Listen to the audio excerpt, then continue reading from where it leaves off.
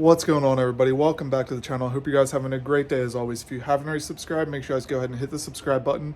So it's the next day after we found out what was wrong with the WJ, figured out we broke 2 wheel studs off and that we only had 1 lug nut on the tire.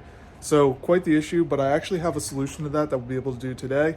And then I also am going to get the same wheels. I know in the last video I said I wasn't, but we are, and I'll tell you more about that later. So instead of replacing all of the studs individually, since I need all 5, I'm going to go ahead and just replace the whole wheel hub assembly because I'm sure the bearing's not too good from the tire going back and forth a bunch and everything. So we'll go ahead and replace that as well. So I'm going to head to the store. We'll pick up a wheel hub assembly. I got to pick up some stuff for the Wrangler.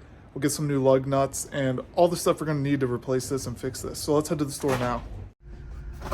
All right, so I actually picked up 2 things. So I got a transmission filter kit for the Wrangler because I need to do this, and some solenoid in my transmission. So I just picked this up now since we were here. Then in this box is the wheel hub assembly. I'm not really sure how to open it here. All right, so I got the box open, just took 2 hands, but whole new wheel assembly, bearing, all that stuff, brand new studs. So we'll go ahead, get this thrown together and put on the Jeep. I did forget to get lug nuts, so I'm gonna go ahead and head back to the store and pick up a set of those. All right, so as far as the wheels go, as you guys know, I destroyed the last wheel because we ovaled out all the holes for the studs to go through, so we can't use that wheel anymore. And last video I said I was gonna put the other wheels from the other Grand Cherokee on this Jeep. However, that's not what I'm gonna do. So I actually made a post on Facebook last night, seeing if anybody had a wheel laying around that they wanted to sell or get rid of. And this lady actually contacted us. She has a whole set of 5 wheels and she doesn't want them anymore. She said we can have them for free if we come pick them up. So tomorrow, me and Dylan from Jeep Guys Online are gonna head that way. It's near his house and bring him with me. And we're gonna go pick up those wheels. So we'll have extra wheels for the WJ. Then I just have to switch over the tire and we're good to go. But now that we have all the parts, let's go ahead and get to work on the Jeep. So to get started, I'm gonna have to remove the brakes and all that kind of stuff. That way we can access that. All right, so we got the caliper off, fairly simple. It's just the 2 bolts on the back side there. Checking the brake pads, one of them fell out, so I looked at it anyway, and they look decent still. I don't need to replace those. Now this should honestly just come right off.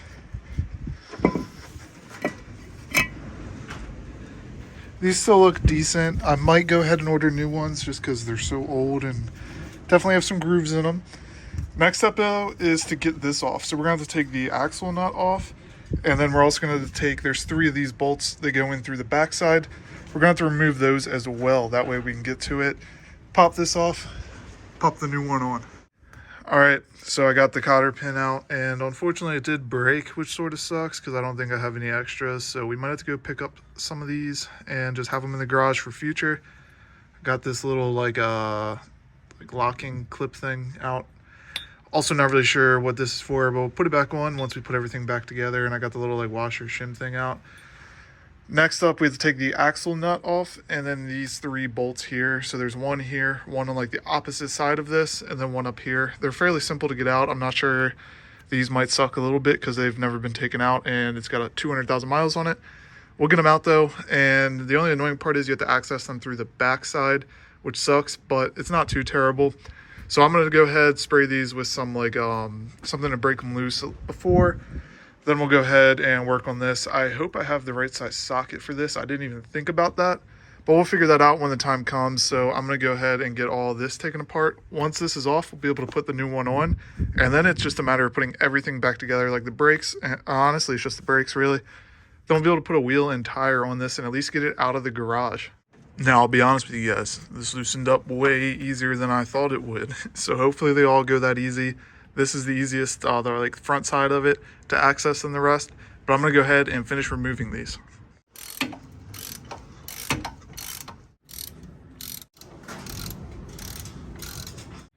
It worked out perfect. We have the correct size socket. It's a 36mm to get the axle nut off in case you guys are following along. So now I'm gonna have to put something, probably like a pry bar or something between the studs that are remaining to hold this still so we can go ahead and remove the axle nut and then get this wheel hub assembly taken off the Jeep.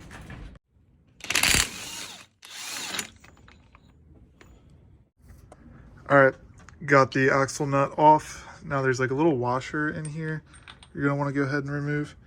Set that together so that we don't lose it. Now this should pop off. It might need some persuasion from the back with a hammer, but we'll be able to get it off. So I'm gonna go ahead and remove this now. All right, old ones off with all the broken studs. Now we just have the axle shaft in there. So next up is we're going to go ahead and unbox the new one, slide it in its place, tighten everything down, let the torque everything to spec because this is all pretty important bolts, and then put it all back together and it should be fairly straightforward. Also, while I was sitting here, pretty nasty oil leak for sitting for not even 24 hours. So we're going to have to address that in the future and see what's leaking and fix that as we go. I'm not too concerned about it. I'll just make sure I top off the oil before we pull out. Also, if you look at how dark that oil is, definitely needs an oil change. So we'll be doing that in the future as well. But let's go ahead and unbox the new wheel hub. So here's the new one. Won't be needing instructions because we know how to do that. Get this out of the box. We got all 5 new studs, new bearings in there, so that way it'll be nice and tight and everything will work right. So let's go ahead and finish unpacking this and then I'll set it up there. Basically, to slide this on, you're just going to want to line up the splines on the end of your axle shaft with the splines in there. Press it in until it can sit in there because it sits back in this little ways, and then go ahead and put the bolts back in the side. Prior to doing that though, I'm going to go ahead and clean these bolts up. They should be good to reuse. Get the camera to focus. But they're all dirty and covered in stuff. So we're going to go ahead, clean up all 3 of these bolts, and then we'll get everything put back together. So the new wheel hub is on. Everything's good to go there. Everything's all set up. Now we just have to go ahead, reinstall the brakes, and then we'll install all the new lug nuts that I picked up. And the Jeep will technically be ready to get out of the garage. I might wait for tomorrow though, just so that way we can get the new wheels and get everything set up. I'm going to call around and see if I can get the tires into a shop tomorrow and see what's up there. If I can get them mounted, the Jeep will be ready to go tomorrow, and we might take it off-roading this weekend if I can find a drive shaft for it. Because if you guys have been watching the videos, you know the drive shaft for this Jeep is in the blue WJ. And just like that, it's all put back together. All we gotta do is slap the wheel in the end, and I gotta get a cotter pin for that. I'm gonna head to the store tonight and pick up one of those pins. Then tomorrow, like I said at the beginning of this video, we'll go pick up new wheels for the Jeep and get all that sorted out.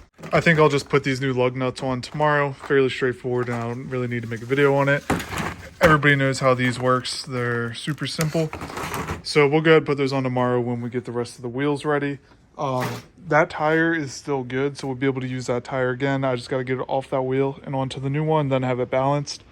I also need a new rear tire back there. As you can see, it doesn't hold air, so we'll pick up a new tire for that. I think I might actually have one of those around here somewhere. Then the Jeep will be pretty much ready. Next up, we're going to go ahead and install the winch. That'll be a separate video though. Get the winch installed, figure out the headlight situation. I have another set of headlights. These are just the old ones out of the other Grand Cherokee. We're going to put different ones in this. Clean up the Jeep, basically. A couple interior pieces I have to touch up here and there. Then the Jeep should be ready. Now, before we end the video, I did have a few questions and kind of get you guys' opinion on things. So as you guys know, we decided to turn the black WJ into more of an overland build, since both my other builds were kind of made to go over big rocks and rock crawling and all that stuff. Kind of change it up with this one. So I have a few options there. I definitely want a tent of some kind. So should I do a rooftop tent, or should I do some custom military trailer that has a tent built in? What would you guys like to see? Now, this build is going to be the last one to get done, just because I need to work on the Wrangler because I haven't worked on it in forever. And the blue WJ is going to be so cool when it's done, so I want to finish that up as soon as possible. And we'll be working on the axles here shortly. But let me know what you guys think. Should we do a military style trailer with like a tent built into it, or a rooftop tent? So comment down below which one you guys think.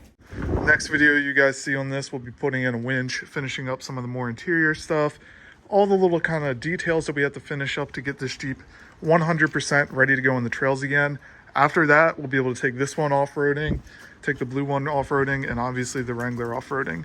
I still have a ton of work to do on the Wrangler. We're going to pick up like new headers and cats and stuff tomorrow, because I believe the cats are clogged. The headers start glowing red when we drive.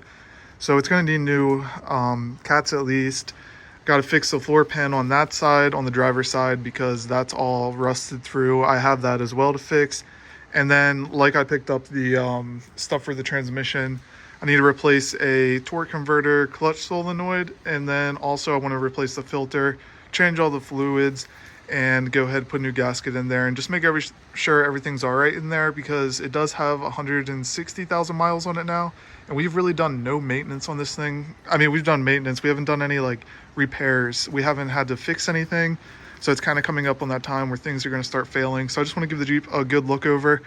We're also going to need tires soon.